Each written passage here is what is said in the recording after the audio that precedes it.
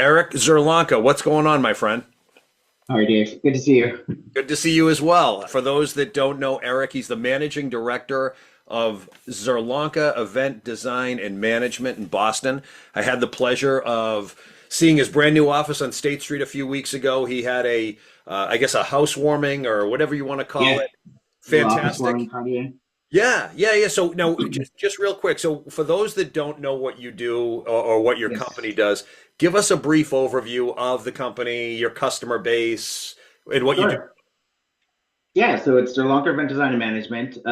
So it started out primarily doing event design and production, essentially, and has evolved over time. I've been in business about 14 years. It's evolved into our primary focus being corporate incentive travel. So a lot of our clients are financial companies, insurance companies, technology. There's so many different industries out there that use incentive travel to incentivize either their employees for something or clients who sell their products. But essentially, it is our job to create amazing rewards for people who achieve and meet certain goals that are set for them. And that has really grown significantly over the past 8 or 9 years of the business. And but we still do, corporate events. We do conferences as well, executive retreats. So we don't limit ourselves to exactly what we do, but our primary focus is incentive. Yeah, and it's not just a typical trip. You know, No, I've been on these trips before with different companies. Would go to Cancun or Vegas or whatever, yeah. some island, but that's not the kind of incentive travel that you're focused on, is it? Well, we do that. We do that too. We do that too. We have amazing clients. We've been working with our clients for many years now at this point, and there's such a level of trust and knowledge. I understand them. They're very forthcoming with ideas, and a lot of the things that we do are a reflection of the style of the company, the CEO who is leading this, right? So it's really important that we're listening to them and sort of giving them options to think about, right? I always look at that as our job. So I could come to them with 15 different options.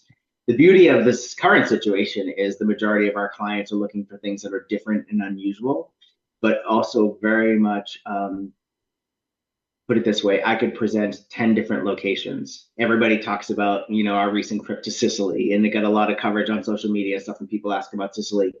That particular client didn't choose Sicily, and only because she thought if any of our agents that we're incentivizing considered Italy, they might go there and do that on their own. So let's give them something that they wouldn't do on their own Hmm. or may not consider or might find too overwhelming to try to figure out. So the selection for that particular trip is now Marrakesh, Morocco, instead of Sicily, just because she felt it was more unique and different. And you scout all these places in advance. There's nothing you do without looking at it first, correct? Yeah, that's correct. Typically when we're looking at a year, so for example, everything's booked for 2026. We're now going to start looking at 2027. I might come to my clients and say, here are 15 different destinations I've researched. There are four that I think you're going to really be interested in. So I'm going to focus on those four. I can speak to any of the 15, but these four. Then by the end of that call, typically they've narrowed it down to two, and that's when I go on the road. So then in that case, it was Sicily and Marrakesh. I did back-to-back trips, and we'll go there and put myself through what I think the best experience would be for these guests. I put myself through it. I do every activity. I stay at every property. I look at multiple properties, and I come back and report out to them, and they make a final selection. Right. And it's pretty high-end stuff. I saw the Yeah, video that you and Liam did for Sicily, yeah, which wasn't chosen amazingly, but yeah, yeah, it's really high end. I mean, everything about yeah. it is high touch. Yes, yeah. That's another um, advantage, I guess, or something I'm very thankful for is I come from a background in luxury hospitality, so I know it and I understand it, and I understand what the expectations are when you talk about luxury. Um, so it's great that our clientele is looking for that experience from me because I understand it really well. Um, So we're lucky in that sense as well. So when we're traveling, it's, Four Seasons, Montage, Oberoi, One and Only's, Dorchester Collection, all of these hotels and properties that are really top notch and some of the best in the world, which makes my job really um, easy in a sense.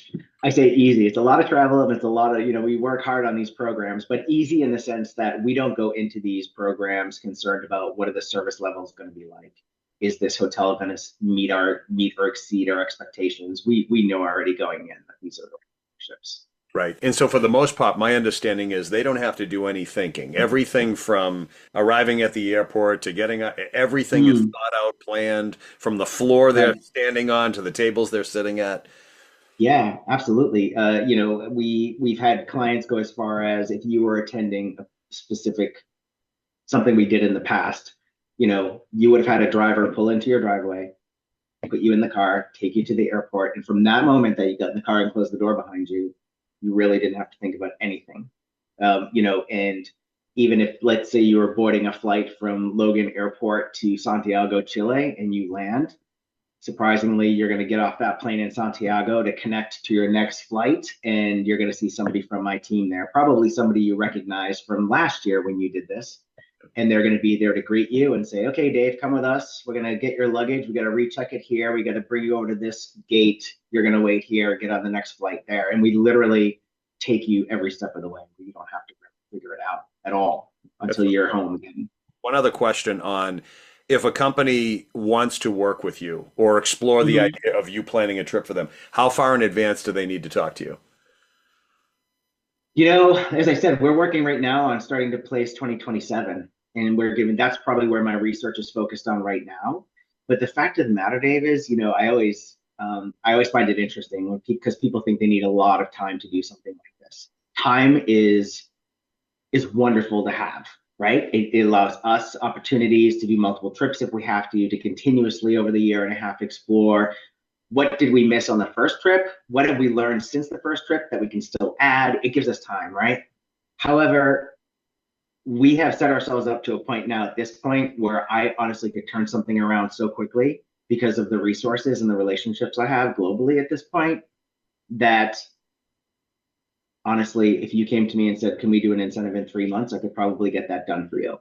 If I asked you for the ideal window, it's a year and a half. What was it like growing up in your neighborhood, in your family? Were you a family that traveled a Yeah. lot? Did you have extravagant events?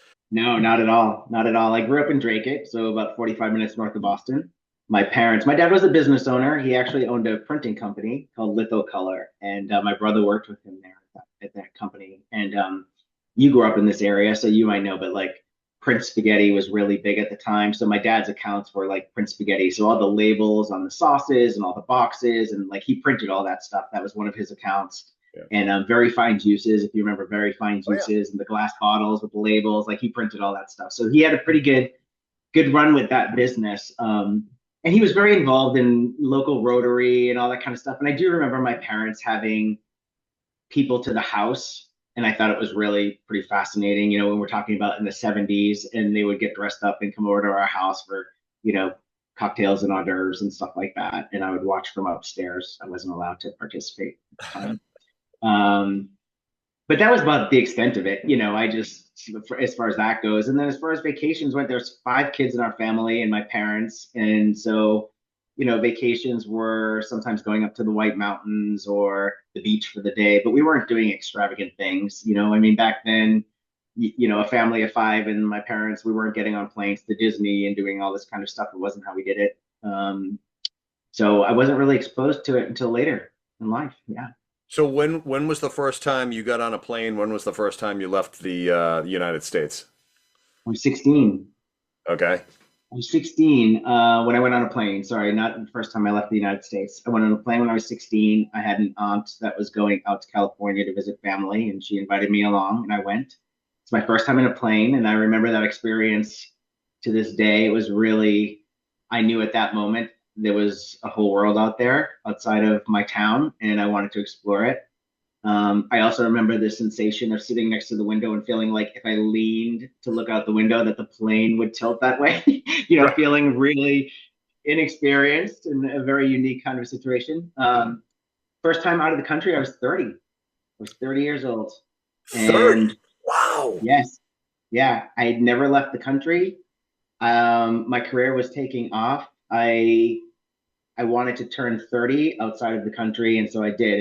And so it was my first experience was me planning a trip, and I wanted to be at the Eiffel Tower at midnight on April 18th. So I turned 30 in Paris, and that's what I did. Oh my And then the God. rest is history. And Yeah. what were you doing for work at that point in your life? So I was the director of catering at Navy Pier in Chicago, which was life changing for me. That opportunity. If you're not familiar with Navy Pier, it's a half-mile long pier that comes right out of the city of Chicago and goes right to Lake Michigan. And I had an opportunity to go there as a catering manager. And they did a lot of big things, and it was very high profile at the time when I was doing it. It was fairly new. They had just revitalized the entire pier. It had sat there, run down, and abandoned for years. And it was a real project of the mayor at the time, so it had a lot of focus. And I found myself doing events in this grand ballroom that was just sort of majestic and really special and historic. And all of a sudden, next thing you knew, I was doing events for 5,000 people. New Year's in Chicago was happening, and we were like running that with the B-52s playing and fireworks and like all this kind of stuff. And I just got the bug there and knew that I was in the right industry at that point. How did you get into the industry though? Did you go to school for it or did you just fall into it? Hmm. No, I went to school. Actually, I went to school for engineering Oh, and picked my school based on their engineering program and learned after 2 semesters that I was incredibly bored by science and math and all of this. It just was not happening for me. Quickly explored advertising and found, I think that's kind of where I realized that I had a creative gene or something. It clicked for me. All of a sudden, I was in these advertising classes and I was drawing and I was doing storyboards and I was coming up with concepts and ideas, and people were reacting to them. mm. And I think it was the first time that I was thinking, wow, maybe I have ideas that people will appreciate. Maybe there is something more here that I need to explore, and that's what happened. And I excelled in that industry. Sorry, not the industry, but in that major, obviously. Came out of it and never worked in advertising in my life. Wow. Went into hospitality immediately, waiting tables for years. And then the opportunity at Navy Pier happened, and it just changed everything. How many people do you know that started off waiting tables? I was a waiter as Yeah, well, mainly because I didn't know what else to do and I couldn't really find a real job in quotes. Not that waiting tables is, right, right. but that experience alone, even for that 2, 3 years or whatever I did it, really honed a set of skills that I probably wouldn't have developed otherwise. Just whatever, navigating all different types of customers, busyness, juggling all sorts of things at the same time, getting 6 tables set at once. Yeah. How much does that did that play a role in how much does that play a role in your world now, that those experiences, and how many people that work for you now might have come from that space? I'm curious. Yeah, what's interesting is we joke, some of us in the office have backgrounds waiting tables. I think almost everybody in my office has waited tables at some point or bartended. And I joke all the time, and I do say that I love my life and my job right now. But if I ever had to pick another job in my past that I would do again, I'd be a bartender again. I absolutely loved it. The social aspect, the ability to welcome a stranger up to your bar and then get to know them and talk to them and take care of them was fantastic. I loved it. I was like, same thing with waiting tables. I felt that way. And I think prior to doing the waiting tables thing, I learned a couple things during that period. It was a really wonderful time doing that full time, making great money, being young in my 20s, starting to travel more and do all these things.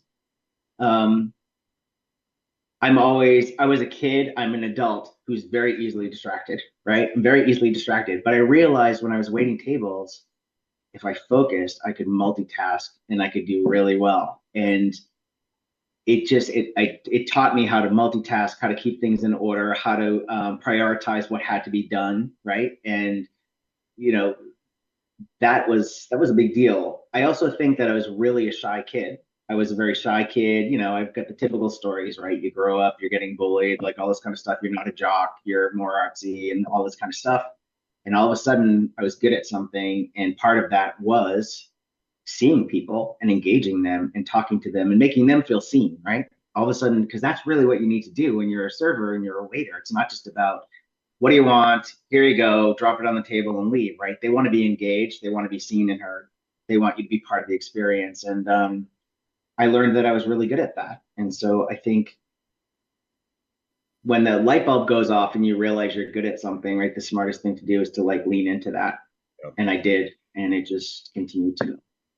Yeah, I remember those days, and my goal, and I wasn't a great waiter, but my goal was always how can I do a good enough job to get this family or this couple or this person to give me a really good tip. Yeah, yeah, I would work with some of my colleagues. Well, I loved those days. We had such a fun time, but there were times yes, where yeah, like a group of people would come into the restaurant and they'd make an immediate determination, don't sit them in my section, or I don't want to wait on that.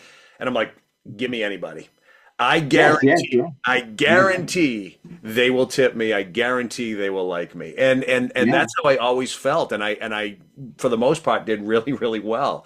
But it yeah, was yeah, but I, even though I'm an outgoing person now, I was a very shy person as a young guy, and so I do think waiting on tables and having to deal with strangers, no matter what, they're coming in, and you got to that's find right. a way to get comfortable with them. That served Yes, me in many ways as well. So it's interesting how it did the same for you. There's so many things I want to ask you, and I think sure. you would use the phrase delusional belief in yourself, Yes, in your experience, and I yes, that to me is something that a lot of people don't have. They never yeah, learn to get, they don't believe, let alone delusionally believe in themselves and their abilities and all that. But I think about what your company is now, and I'm just getting to know it. It's not like I'm an expert yeah, on you or your organization, but I would right. be willing to bet that every single thing you did from that trip to, I think you said California, I think that was your, Yeah, yeah, from that day to waiting tables to getting involved with events. I don't know whether it was conscious or unconscious. My feeling is everything you've done has served what you're doing now, has been part of that yeah, foundation. yes, yeah. So tell me then, how did you go from this events deal in Chicago Mm. to getting to the place you're at now? Like bridge that gap, and then ultimately you decided to launch this thing during COVID or right after COVID, or like you had to believe immensely, but kind of bridge that gap for me. Yeah, yeah, no, no, no. You know what's interesting is so here's how I bridge the gap because it's a very unique story, and it's also going to date me, and you're going to understand that in a second. But so 2001, 9/11 had just happened. I had been in a relationship in Chicago for 10 years that had just ended in August of 2001. 9/11 happens in September. Um, and I think everybody then, right? So I was going through 9/11 sort of alone in the condo and everything. And it was just like, there was this desire to be with family, right? I wanted to get back to Boston, and there were Boston connections to that and all of this. At the same time, I had a niece who her very first trip traveling on her own, I think she was like 17 or 18, was in Washington State when 9/11 took place and couldn't get home. Um, and so, of course, so much is going through my head. I'm like, well, I don't have the personal connection here to Chicago anymore. I love my job at Navy Pier, but there's more. I have no family here. It's time to go home. And my sister calls me and says, Stephanie is in Washington State. I want to get her home. There are no flights. If I can get her to you, will you fly home with her? I don't want her by herself the whole time. And so my niece got on one of the first flights out after 9/11 happened and came to my condo in Chicago. And then I agreed to fly her the rest of the way, fly with her to Boston to get her home. And on a whim, I don't know what I was thinking, right? Not imagining the impact of the hospitality industry and all this kind of stuff. What was happening, right? I don't know if we all understood exactly what was happening. I packed a suit and I printed resumes and I packed resumes and I flew to Boston and I land with my niece and she's reunited with my sister and they go on about their way. And one day I go into Boston and I walk into the Boston Harbor Hotel and I hand them a resume, a printed out paper resume. And by the time I left to go back to Chicago. I was hired as their director of catering and conference services, and they relocated me back to Boston. And that was my first introduction to to a luxury hotel position. And that's how I transitioned into that, which led to Ritz-Carlton, which led to my business. Okay. So now I don't want to screw this up. Did you start the business before COVID, kind of put it on hold and then come back and reopen it in a different way? Yes. So walk me through that. Yes. Yeah. So it's been 14 years since I started the business in 2011. I was living in Hawaii at the time, wrapping up a project there, decided to start the business. COVID happens and so basically, yeah, in the matter of 2 weeks, we shut down the offices, liquidated, sold everything we could office wise, packed everything up and shut it down. I started another business temporarily. Well, it wasn't temporary at the time. I didn't know if it was going to be temporary. Started another business to keep myself going. And then when COVID sort of was wrapping up and people were going back to travel, we had the most amazing support from our customers because they're customers we work with every year. And we had a couple of customers who said, Eric, we understand what's happening. We need you to be there when this is over and we're ready to get back to it. So they continue to pay our management fees. We would do odd jobs for them. I would do anything they asked for. To this day, I would do anything they asked for. They kept us going. And then we came out of the pandemic and there was just new life that kind of came into this industry and the business just took off from there. People were wanting their first trips back after the pandemic to be bigger and better than ever.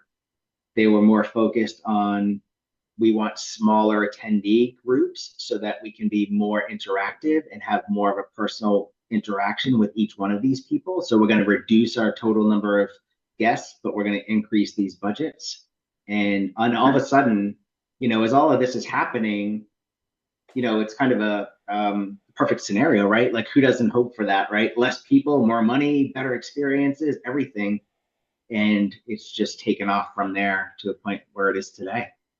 What's interesting in hearing you say that is how that's taken off, and you do see people out and about more than ever now. It feels like it's higher than pre-pandemic levels. I could be wrong with that. It just feels that way. But professionally, it's not. So there's this reluctance to come back to, say, an office. Maybe not in your case, but a lot of companies can't even get their people to come back in. They don't want that experience. We want to be independent. But yet Yes. there is a total willingness to hit the restaurant, to get on a plane, to get on the boat, to go to Europe, whatever. What do you think that's all about? What do you, and by the way, do you think there's any way, and I'm not trying to give you another business model because that'd be stupid of me, but when you think about the experiences that you're creating for your clients, I wonder how many of them, maybe not your clients, but companies in general, need to do a better job creating experiences that draw our employees in to the day to day. I'm curious to see what your take is on that. Yeah, I think there is a part of that. I think a lot of these companies, like we do have, actually, there are local Boston companies that we work with who really are just incentivizing their employees. It's part of their compensation package, if you will, based on how well the company does financially each year.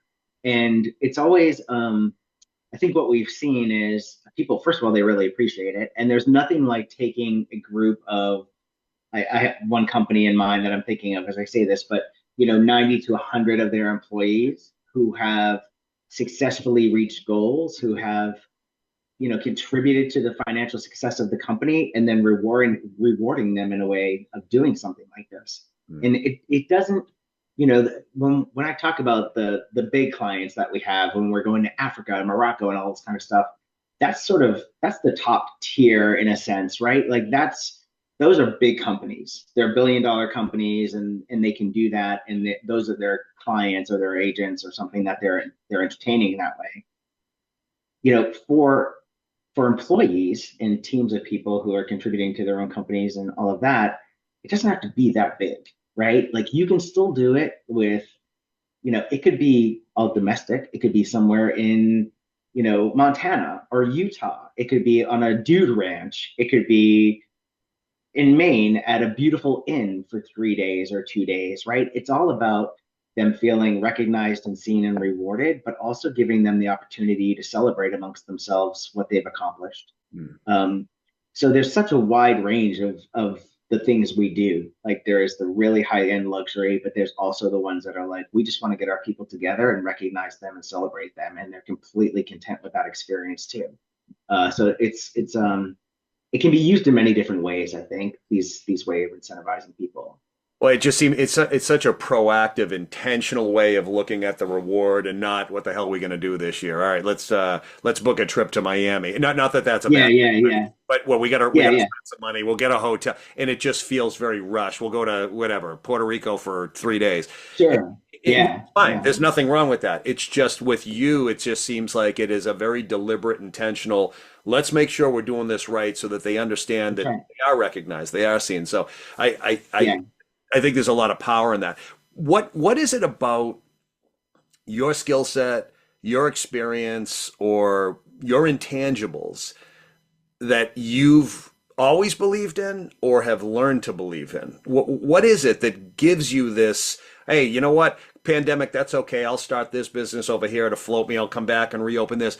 That's not normal. That's not how Dude, normal people, it's not abnormal, right. but it's not the norm, I should say.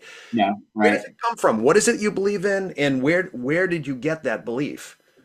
It's that's a hard question. And I know, this whole idea of this being somewhat delusional, right? And we've talked about this a little bit, so I'll start with that. I think that anyone anyone who's going to start a business or go off on their own, I believe, has to have some sort of a belief that they are able to do it better than other people, or that there's something so unique about what they're doing that it's going to set them apart, and people are going to want and gravitate to them, and they're going to want to work with them, right? And in a sense, I do think that belief comes from this sort of place of delusion where you're just kind of like, I can do it. What's the big deal? It's not that hard. I'm going to just do it. And eventually, I think as you start seeing the benefits of behaving in that way, you gain confidence, right? So I think ultimately you start and it's this dream and it's delusion, and most people are like, you're crazy. Or, you get the whole very New England, well, I shouldn't say New England, but like, good luck with that, right? You get a lot of that around here. Good Yep, luck with that. Must be nice to be you, like do your thing, right?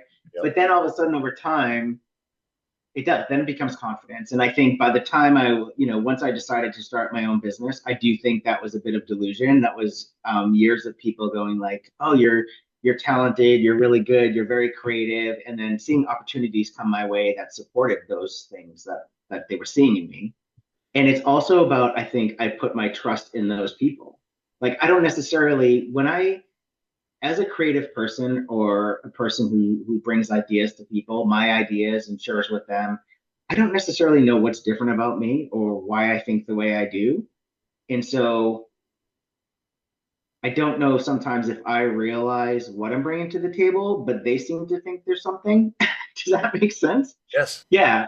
Um, I think I think so. I think anyone who's doing something like we're doing or in any job, right? You have to listen to the people who are telling you what you're doing well, Yep. because you have to trust them, because you might not see it yourself and you might not feel it yourself, but they're telling you like this is what it is. And so I think it started with delusion. Then it became confidence. And I just, to the point of like during the pandemic, I knew I had to do something, right? I didn't know if this industry was going to come back. It was so unknown. We'd never been through it before.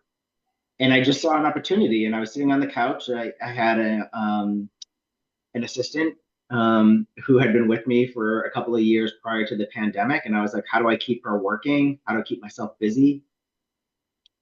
And I saw an opportunity where I think I might have said this to you before, but everybody was, getting dogs. It was probably, the rescues were running out of dogs because everybody was staying at home. And so they were getting dogs and training the dogs. And I thought there's going to be a real need here. So I opened up a pet boutique selling all kinds of dog products and offering grooming, and called it Waggery on Main. And it's still there today by other owners. I sold it eventually. Um, so I think it starts with an idea. It doesn't come without fear or risk. I think all of that is part of it too. But there is this something in your mind that is just telling you it's going to be fine, and just do it. Yeah. And what's the alternative? And so you do it, and then eventually it turns into confidence, and then it makes it much easier to make those decisions as you. Yeah, I relate to your comment about other people, and that happened to me. It was the same thing where I did my thing, I did the work I did, and all that, and it was other people seeing things or saying things to me that I didn't really see. You know what I mean? I just didn't, I wasn't thinking about my skill or my ability until they would say it to me. And then at first I'm like, oh, that's nice. But I wasn't, it was the repetition of that that got me thinking. But I don't know that I would have seen it on my own. You know what I'm saying? Yeah. Now that being said, it got to the point with me, and I want to hear your comment on this as well. But with me, it got to the point where I would say to them, "What specifically do you see in me that you don't see in other people? I don't know what you're talking about because I really didn't." See, Right? it's So true, right? Yeah. yeah, yeah. I'm like, oh, it's you. They'd give me some generic BS about. I'm like, no, no, no, no, no, no. What is it? Like, even if I was running a program or standing in front of a room or coaching Yeah. some, like, why do you listen to me? Or why do you let me say that? I want to know. Like, why Mhm. can't you just hire somebody else to do this? And it wasn't a confrontation, but it was me really trying to understand. And oftentimes it would come back to, I had a guy say to me just 2 weeks ago, I just like the way you say things. I've had people say, you say what I'm thinking and I'm not saying, or you tell me what other people, Sure. you help me say things and think through things that I'm just not able to get out. And so Yeah. that ultimately not only created belief in me, but the reality is this, and this is where I want you to comment is, if I would never put anyone else into a conversation before me. Yeah, like I Yeah. want to be the one talking or listening. I trust my ability to read a situation above anybody else's. Now that's not to say I'm Yes. always right, but Yeah. that's what I've come to believe is that I fully trust my own ability to read a situation or a person. And not to say others can't, but I wouldn't put anyone else up against me. So in your case, what do you have that much conviction in now about yourself? Where you would say, no, no, no, no, I'm the guy. Yeah. It's very similar. It's very similar. In a sense of there's um there's a couple things that I want to say based on what you just said. And one of it is like again, it's listening to what people are telling you, right? And as you're saying it, and I can tell you understand where I was coming from with that, right? Like I don't know. I'm just being myself. This is just part of who I am. This is how I see things. When I walk into a room, I see things differently maybe than other people see things. And it's hard sometimes for me to understand how people didn't see it or why people didn't react when this was happening or things like that, right? Um, I think that I think to your point, I'm able to read a room. I think that one of the things about me is I've learned over the years to listen first and foremost. I am never going to get on a call with a potential client and say, nice to meet you, and start selling. There's no way. Like, I cannot, you have to listen to everything that they're telling you, right? And I often get on calls. This happens all the time, I have to be honest. Because I'm talking to people all over the world all the time, and these are people that I have to build confidence in that I'm going to partner with them, and they're going to support me in Marrakesh or London or wherever I'm going. And if the conversation starts in the first 5 minutes and they haven't asked me about my clients yet, that's a red flag for me, right? It should be the first thing. Who is your client? What do they like? What have they done in the past? Boom, boom, boom, boom, boom, right? Because knowledge is power. I didn't make that up. We all know it from growing up as a kid, right? Knowledge is power. And you have to understand who you're talking to and what you're talking about.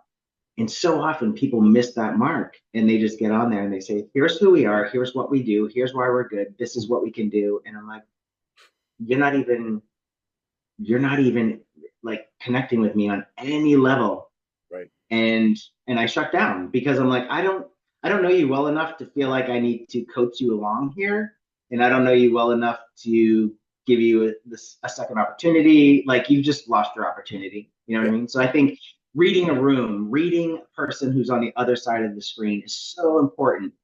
I think that is something that I do really well, similar to you. The other thing that I do really well, I think, and this is really interesting in the industry. And recently, I've been getting thoughts out. You know, you may do this. I mean, you have this opportunity to talk to people and everything, but getting thoughts out. And I've just started writing my thoughts down about the industry in general as it applies to mentors who have helped me in the past, and just acknowledging those people, and or the relationships and the importance of relationships within this industry, and the amount of trust that I have to put in somebody who I don't really know it very well across the world, right?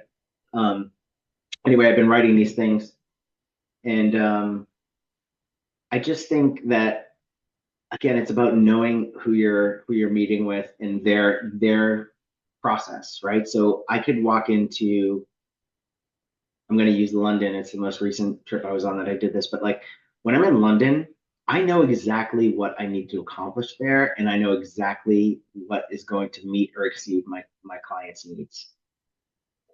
And so I'm not looking to be sold necessarily. I just need you to give me access to places so I can walk in and just do my process. And my process sometimes might be off-putting to people because I get very quiet, but I will walk into, I'll use Sicily, the ancient theater of Sicily.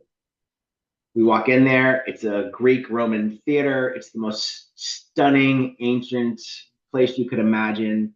And I go silent because I'm completely in my head, and I can walk around that space. I don't want to be spoken to necessarily. I don't want anybody saying, here's an iPad. And this is very common in our industry. And I have to always explain politely that I don't want to see your iPad, and I don't want to see your images of what you've done before, because I don't want you influencing my decision in any way. I know what I need to do, right?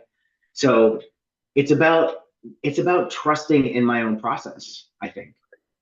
It's trusting my own process and knowing that in the past maybe I would second guess it, and I'd be like, okay, show me the photos, and then they might show me stuff that doesn't resonate with me, and then I'm like, well, that looks horrible and I would never do that here, so I'm not interested anymore. So I had to just stop it. And it's always got to be a conversation, honestly. Like with every person that I'm at a venue, the first thing they want to do is pull up an iPad and flip through, like, we can do this, we can do this. And I say, respectfully, I know that anything I want to do is possible here. I can do anything I want. Like, you don't have to tell me what's possible. And I don't want to be influenced by what you've done in the past. Just let me, I will work it through. I will know. And so you have to trust your own process. Yeah, I think I do that really well. And it also sounds like you're also saying you don't want to be limited by what they show you either, influenced or limited. Oh, right, Because right. because what they see might put a box around what you could see. Yeah. And you know, I talk about the partnerships and listening and all this kind of stuff and how important it is. And this is another thing that happens. And I'll tell you, if any of our potential partners in the future are listening to this podcast, I hope they write this down, because it's almost a test at this point, but it's a really important test in my book. And that is when I'm in a city like, for example, Sicily or Morocco or wherever, and I say, you know, we're walking around the city, and I say, I want you to take me to a street where there is no question where we are in the world. I want from the architecture to the food to the beverage to the people. You know, when you stand in this street, you say, there's no question right now that I'm in Shanghai, or there's no question right now that I'm in Marrakesh or Sicily or whatever. And then I want to shut down that street, and I want to do an event on that street. Now, when I do that, I either get, absolutely, I know exactly where I'm going to take you, and I'm like, that is somebody I want to work with. Let's go. And then we go, right? That happened in Buenos Aires. To this day, that person I respect completely. We had a great working relationship because he understood me. And he said, absolutely. He took me to Caminito Street in Buenos Aires and said, we've never done it, but I bet we could, and we'll figure it out. And I was like, let's do it. Shut this street down. Like, we're going to do an event here. Now, flip side is when I do that and they say, well, what we typically do is we find a plaza or a center and we make that private and da da da. And I guess one of my biggest faults is there's kind of no in between for me. Like, that shuts me right down because I think, you're not a good fit for me. This isn't going to work. Are you somewhat limited by the influence or the authority or the confidence of the person you're talking to. They all of a sudden, when you say, "Hey, by the way, I'd like to shut down Times Square," like, Yeah, oh, you like that. If you're talking to I don't know how you shut down Times Square, but maybe you can. But like, if you're maybe talking, you can. maybe you can, right? But if you're talking to a person who doesn't know how to shut down a lobby in a Marriott, like, Yeah. so how much are you gauging the level of influence of the person you're talking to? Do you follow what I'm Oh, saying? it's a huge part of it. Yeah, it's a huge part of it. I always say, what I need when I'm partnering with these companies, and they're so they're referenced as destination management companies. They're all over the world, right? And they specialize in their destination, which is great. A good partnership is limitless, Yep. right? It is limitless. Our partnership with Sergio and his team at Alchemy in Buenos Aires is a perfect example. It is the example of what I now expect from everyone else. It's changed how I interview these people. It's changed everything, that experience, because nothing shook them, 3 weeks prior to going there. I'm like, we're going to add a day trip. I need private planes. We're going to Iguazu and we're throwing it all in. And they just, okay, great. Yep, we'll figure it out. And listen, I know that sometimes not everything is possible, but there's always solutions to things. But we have to explore everything, right? Like Right. explore everything. You have to be open-minded and say, like, wow, to your point, I've never shut down Times Square. Don't think it's possible, but I know who to speak to at least start a conversation. I don't know how far we'll get. And I'm like, great. So those partnerships with DMCs are so important to me because I need knowledge, right? Local knowledge, access. I don't necessarily need ideas. Like I have my own ideas about how I want to do things and everything, but I need resources. Mhm. So when I say, in Africa doing stuff, and bringing in a choir to the Serengeti and how are we going to get them there and how are we going to truck all of the equipment to the middle of the Serengeti and it has to come from an airport nearby and all of this, right? So, I mean, those are the things, resources, access, and knowledge and an open mind is a perfect success for my partnerships around the world. What do you believe most about people at this point in your life that you may not have believed 10 or 20 or 30 years ago? As a result of the travel, as a result of the connections. I believe there's good people everywhere. You just have to find them. I mean, and what I mean by that is when I travel the world, no matter where I'm going, and the list is long at this point, and some of them are really unusual places that may be off the grid to most people. When I get there, I look for the people who have pride in the location and the destination, who are excited that you're there because they want you to experience the culture and this and that, right? And you have to look for those people. They're not just there, all the time, but you have to look for them and find them. And we're proud Americans, just like people living in other parts of the country are proud of where they come from, and you have to tap into this. It has opened up my eyes to so many things. I mean, the level of knowledge that I've gained over the years of traveling the world and meeting people is something education in a university or a classroom never could have given me. Um, but I think the biggest takeaway from that is just people in general. And you know what? And people really do. If you're in the hospitality industry, they want to make other people happy. I when I first started this business, when I was on the hotel side, I'd see planners like myself coming in these situations, and they always reference the office as the war room, and they all seem like just so tired and beaten down. And I don't know why. But that was my takeaway from this whole thing. I was like, wow, I don't know why these people do this job, but it's an attitude, and it's you choose to be that way. When I go into a hotel scenario and I connect with the people who just want to make their guests happy, all I want to do is make my clients happy and their guests happy. That's a pretty great job when that's your biggest goal of the day. Yep. And it's not that hard to do if you listen to people and just make sure they feel seen and make them feel special. It's a pretty easy job at the end of the day if you believe in it. And those people exist everywhere. Yeah. So when you interact with people from other countries, I mean, you've got a pretty Yeah. you get a really strong network now, so it's Yeah. somewhat established, and I'm sure it's continuously evolving. But you say you have a process and you know what you're looking for, and then part of me feels like it's the feeling you get when you're on the highway and you could drive for 10, 20, 30 miles. I was just explaining Yeah. this to my daughter who has her permit. I'm like, I could drive for 50 miles and not remember what I'm totally aware of the road. I don't remember anything. I don't Yeah. remember Yeah. passing this or Yes. that Yes. because there's an unconsciousness to the experience. When you Yes. go to this temple or this whatever city, this street, this alley in whatever country, Yeah. is that what takes over, like an unconsciousness? Or are you absolutely clear about what you're looking for? I'm clear when it comes to, so a lot of times I'm just along, not, I shouldn't say this. So let's say I'm going to a location and I find a partner who I think is going to show me around. So that's the destination management company. And I'm hoping that that's going to be a good interaction and it's going to be a very positive experience. It's not always. Sometimes one day into it of a 3 day trip, I'm like, they're not the right people, but I have to go through the rest of the 2 days anyway. And that's just the reality. I think so. A lot of it is them suggesting places I see and go based on my input. So I'm trusting them to bring me to those places. Now, where I get into my head and things go a little bit to your point, like I'm aware of what I'm doing, but I'm so in my head and I'm just going through it, is there's two things that happen. Either I walk into a space like the ancient theater and I just get into my head and I'm like, I see this. I see this. I can physically stand here. Like I remember Liam was with me on that one, and I was literally standing there in the theater, and I just said, "I see Andrea Bocelli on that stage. I can see the table set. I can see the people in this room. I can see the lighting. I can hear the sound.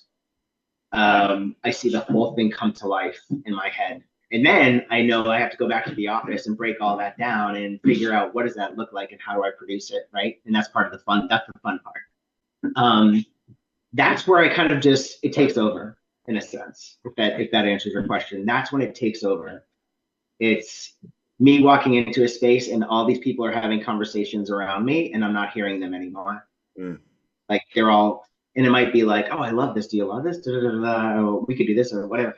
And I zone out and I go into my head. I go into my head. That's when it just sort of takes over. And I always say I'm good at getting into my zone. Now, hopefully, if people understand me, they'll just say, just let him do his thing. He's gonna know. He'll know. And then I'll walk out of there and be like, okay, here's what I need to know. Here's what I see as challenges. These are the answers I need. How do I do this? How do I do that? And I take it over. There's also the other part of me that sometimes I know instantly walking into a space that this is no good. And I hope it's not perceived as rude, but I have to shut it down right away because then I just feel like I'm wasting my time. And it could be really quick. Like I just walk in and I say, this is beautiful, but no, this is not for us. Like we can go. Like let's get on to the next thing. I'm not even going to spend any time here. So those things just happen. I don't think about them. It's something takes over and the words just come out of my mouth, quite honestly. But what falls into the no good category? And are you always Yeah. right? You just like it's like Yeah. is it something you see or feel both? Yeah, it's actually it's a feeling. It could be things I see. Um, it's a gut feeling, honestly. I trust my gut almost all the time. I really do. And it could be a matter of people think something is really special, but then I walk in there and I'm like, nah, it's just not special enough. Like it's just no, this bothers me, that bothers me. I didn't like the arrival. I don't like the location. I don't, there are so many different factors that could come into play. But when I feel that way, I rarely ever second guess it or go back to it Yep. because I'm not going to force it. Yep. I'm going to trust my gut. I was having a conversation with my oldest son the other day, who graduates from school in May, and we were just talking about life and what next steps are, and he's not asking. We're just having a kind of this conversation, and I said, Yeah. every experience that you have is worth it, everything, and so try not to come out and define yourself based on getting a job within your major or liking your Yeah. job or doing a job that's something else. Find a Yeah. way to learn something and build on that thing you learn. And it could turn into something you don't expect later. And eventually, Yeah.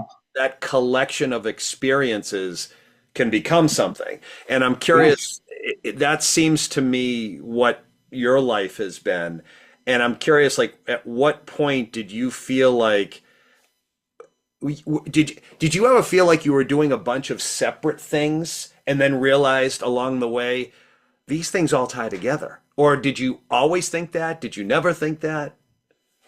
I think it's more not so much separate things, but I think, and maybe this ties into what you're saying, but I feel like as you're explaining that, where I was thinking in my head is the experiences I had that felt very stressful, that felt not great at the time, that I struggled to get through, and how in the end they made me a much better person. And I know that that sounds a little bit cliche, maybe, but it is so true. And I recently reached out to somebody who I consider a mentor, and I don't know if that person ever realized that. But I was writing something, and I thought I want to let these people know. Just today, here I am at 56 years old, and you knew me when I was in my 20s or 30s, and this is what has happened. But as I look back and I'm doing these interviews, and people ask me how I became the person I am, these three people come into my mind. And I thought, I'm going to just tell them that and thank them. And I did. Each one of them were really struggling. Like, there were times when I was struggling. I was trying to learn. I was trying to absorb from them. One of them gave me an opportunity at Navy Pier as a director. I'd never been a director in my life. I was 29 years old. I was new to the industry. I'd only been there a year and a half. And all of a sudden I had this team and this big job, and I wasn't doing well at it. I didn't know how to manage people. I didn't know how to not just do everything myself. I was overwhelmed. And but it ties back into that whole thing of you have to trust the people who see something in you. And I remember thinking when I was offered that job, I remember, and I've done this more than once, maybe you've done it as well, being offered a position. It happened for Ritz-Carlton as well, and thinking, I'm not sure I can do this job. I don't even know that I know what I need to know to do this. And I don't know why they're picking me and offering this to me. But I allowed myself to accept it and move forward. And in my head, I just thought, well, if I fail, it's really on them because they're the ones who thought I could do it. And it took the pressure off myself. And I trusted them. And I was like, they see something in me, so I'm gonna go with it. But they were also some of the most difficult times, learning, finding my way, how to be a director, how to be a leader, how to not take everything myself and delegate to other people. That was a huge part of the Navy Pier experience that has served me for lifetime since then. And then when I went to Ritz Carlton too, like Ritz Carlton, once I had a taste of the luxury brand, back in the early 2000s, Ritz Carlton was the leader of all of that. And all of a sudden, I was being pursued by them, and wow, how that made me feel. I was like, this is what I would have achieved.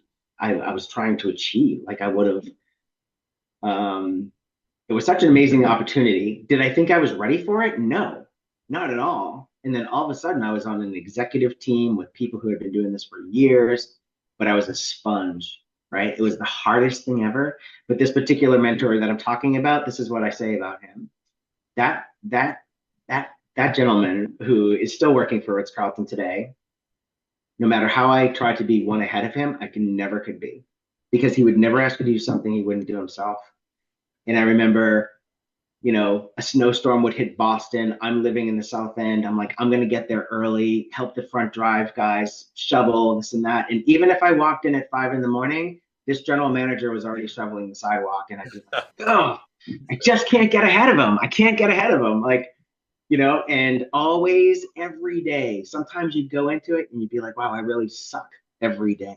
I'm horrible at my job, but over time I realized that anytime I saw his name pop up on my phone when we still had desk phones, I was prepared to answer any question he asked me. And with every day that passed, he just made me better and better and better until I was ready to go. And he had made me a better person because of it. So that whole idea of, some of the most difficult, challenging times where you feel like you're not doing well and you're, just trust that those people see something in you and they're helping you in ways that you're not going to understand for another 30 years. Right.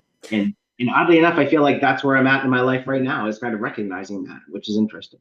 Maybe it is being in your 50s. I feel the same way. I'm so thankful for the tough times. I'm so thankful for the times when I messed up, got yelled at, ruined something, Yeah, failed.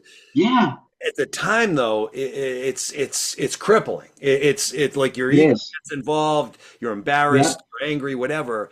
But I know for a fact I wouldn't be able to do what I do now if it wasn't for those times. I wouldn't trade them for a second. right, But right. I wonder, like, do you feel the same way in that would you be where you are had you circumvented those experiences?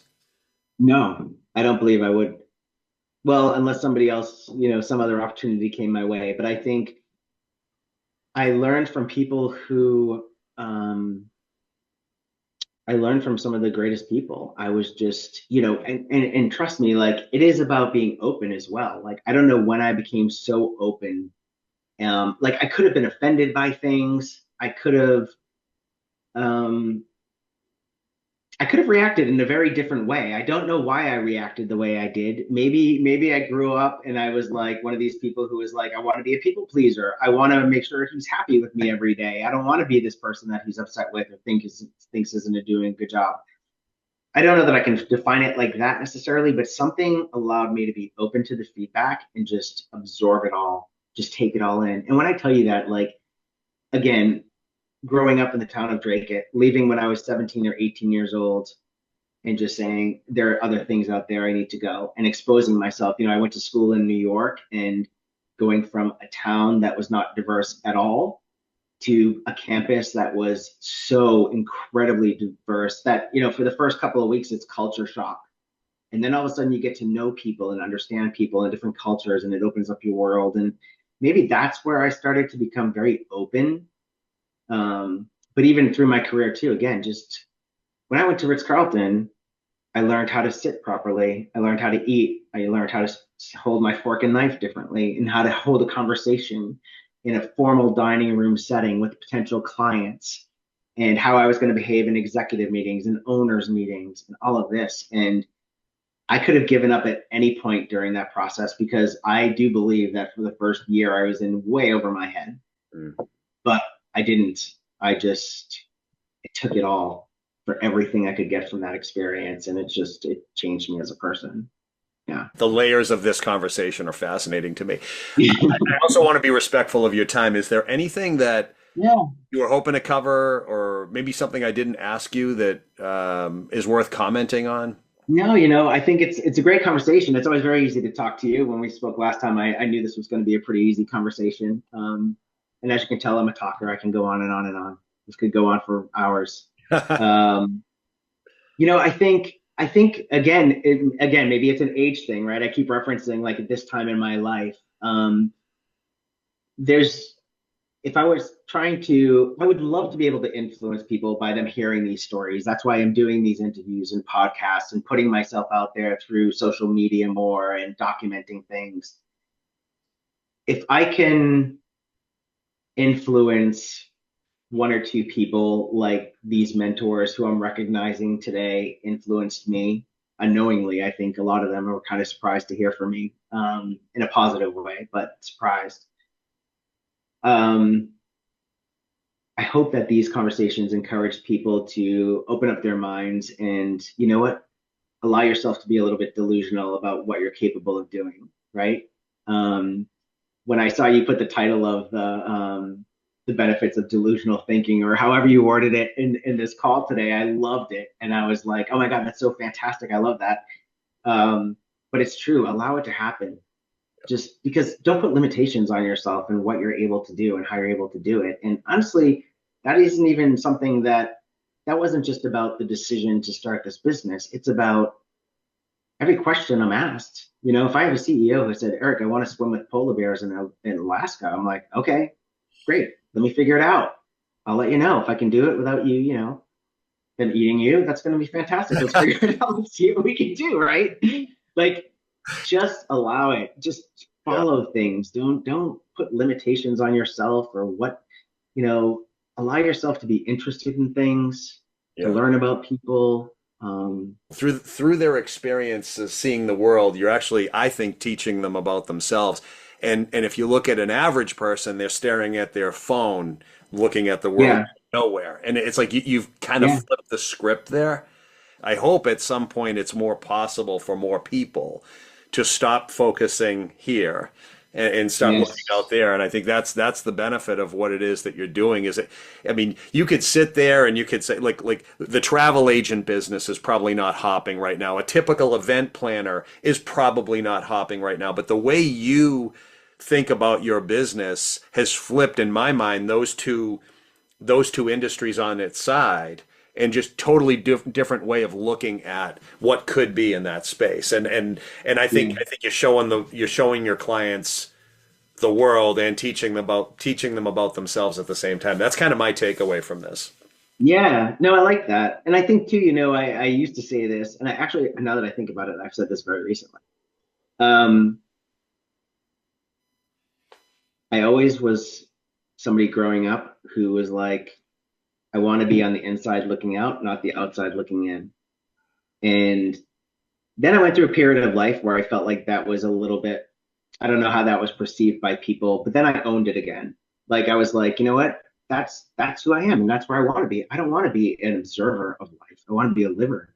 I Yep. want to live, right? I want to, when I go out there, to your point, like putting the phone down and going out and actually traveling and meeting people face to face is really so incredibly fulfilling, And when I think about so many of the experiences I've had around the world, like in a sense, I think about these people as friends. Like I understand that it's business and there was a transaction that took place, but I care about these people. I want them to be successful. I would love to work with some of them again. Um, and whatever it was in my life that sort of triggered this idea of this or this desire to be on the inside or to open myself up to meeting new people and cultures and all this kind of stuff. I'm so grateful for that. If I ever can put my thumb right on it and figure out that moment, that'd be great. I don't know that that'll ever happen, and I don't know that it's important that it does. I'm here where I am now, so I'm pretty grateful for it all. Your story reminds me, and I know you do different things, did different things. Anthony Bourdain to me, I used to like live Oh, vicariously. I'm like, yeah, it's amazing that he's not here anymore. I always looked, envied in some ways, like his ability to go and be with people where they are and see the world where it was at, yeah, relate to all these people, and for it to end so tragically is so sad. yes, But his yeah, life to me seemed, although probably lonely and empty on one side, incredibly fulfilling on the other side. And I don't know, yeah, like there's something there. Like you're able to see a lot of what he saw and still have yeah, something to come home to, whereas he probably didn't feel that. You know what I mean? And yeah. maybe that's what happened to him. I think too, I think a lot of the idea of travel, another message I would send to people, I have um, friends and family members who are very structured in their travel experiences. And there is no right or wrong way to do it, right? I travel very differently than they do. And I have a structure because it's business related. But the best experiences I have traveling the world is when it's not the touristy location. It Yeah. is not where everybody else wants to be. It's not because I have a checklist of all the sites I need to see in a location, but it is literally it's going into the Atlas Mountains in Marrakesh and going into a home in a village where they're welcoming you in and going to teach you how to cook a local delicacy. And those moments are the moments I try to give to our clients and our guests. Like those are the moments I'm looking for. I'm not like, hey, we're gonna go to London, so we have to go to Buckingham Palace. Like if you want to go, sure, I'll send you there. But is that really what you want to do here? Because anybody could do that. Right. If I can get you, into a private viewing of the crown jewels, followed by a conversation by someone, so like, and it just builds, right? Like you turn it into a real experience. Allow yourself to just exist in their world for a little bit, Yep. right? Yep. And talk to them and get to know these people. I know where we have time limitations here, but just quickly, one of the most memorable experiences, I'm often asked this, about what was my most memorable trip, and it was to Rwanda, right? And so I went out there and I was trekking gorillas, which was an amazing experience in and of itself. Something I never in my entire life thought I would ever experience. But Dave, the real takeaway and the real reason that trip was so special for me were the people, not the gorillas. It had nothing to do with the gorillas. Right. To understand the history of Rwanda, the genocide that took place, which was not very long ago, the fact that you had two sides to that and they were able to come together and live harmoniously today as a country, as neighbors. Forgiveness is something that happened there. Um, they were the most warm, welcoming people, and that's why Rwanda was so special to me. It was being with them. It was being with people who actually experienced this and lived through it as kids that were now adults that I was talking to and there with. It was such an education for me, and I think I've never really explained that, but I think most people would assume it was the actual physical trekking of the gorillas and being in a gorilla's nest and everything, which was amazing. But my experience in Rwanda was so much more than that. It was something that I would love to go back to and be with those people again. Yeah, I relate. I think I mentioned to you we went to Kenya on our honeymoon. Different Yeah, country, types of experiences there. yeah, We saw everything from lions to crocodiles to elephants. But what I right. remember is the people. The people, Yeah, were the humility, the kindness, I can't even, I don't know what it is. There was just something about them that was so incredibly welcoming and gentle. And yep, I almost felt like I didn't deserve to be with them. I really did. And they treated my wife and I as if we were royalty. And I yeah. spent, 2.5 weeks saying, we're nobodies. And Excuse me. but their level of kindness and sincerity and their wanting to learn about us or hear us tell a story, I couldn't believe it. I just, that's Yeah, what I remember most is the people. The wildlife was phenomenal. The trip was that's phenomenal, right. but the people were, it made me want to be a nicer person. You know what I mean? Yeah, yeah. So maybe you felt some It's of that. and it's Yeah, absolutely. And I think, that's experiencing that changes your view of the world and the different cultures, right? Like we all have a certain idea of what is going on all over the world in different areas, and it's comes through news and different ways, social media, and like all these different things. But when you experience it, that connection with people is something that is so valuable. And that's a big part of all these experiences that we create, for our clients and their guests. And, when I see them connecting with people, and they always reference that, Yeah. it is really, really life changing. Yeah. Let's leave it there. That's really good. Okay. I'm going to include all your contact info and links in the show notes. Uh, Okay. Great. but if there's anything, if people want to reach you, is there a best way to reach you, Eric? Yeah. They could go to our website, Czerlonka.com. My email is there. They can also find us on LinkedIn and Instagram if they want to follow us. We put a lot of fun videos, and Good. there's a lot of inspiration videos on our website that I think people might enjoy seeing as well. But let's keep the lines of communication open. If you ever want to come on again, we could I'm sure fill up Okay. an hour pretty easily. Oh, I'm sure we could talk for hours on end. No, I really appreciated it. It was a great conversation. Thank you for having me. You got it. Thanks, Eric.